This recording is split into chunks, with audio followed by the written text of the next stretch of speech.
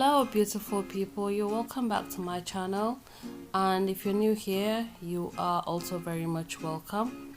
So in this video I showed how I made my aloe vera and fenugreek seed oil. So the video is pretty much straightforward, but I'll just talk you through the ingredients I'm using, just in case you're wondering. So I've got the aloe vera leaf. This is because I've just made aloe vera gel, which I have a video in the description box showing you how I got my aloe vera gel, and I made a leave-in conditioner with that. So this is the remains from that. So I've got the leaves and the remaining gel, which I've added to my pan.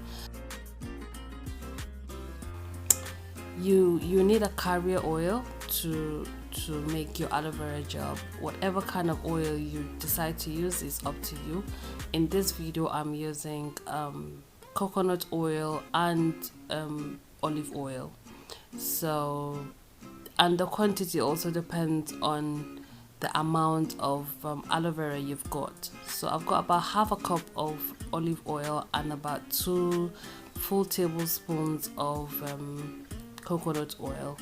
So I'm gonna add everything to my pan and I'll transfer it to my stove and allow it to boil until the oil separates from the aloe vera.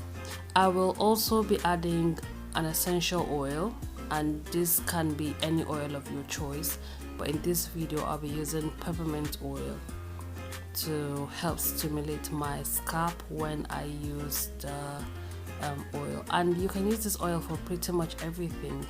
It's really helpful for as a sealant.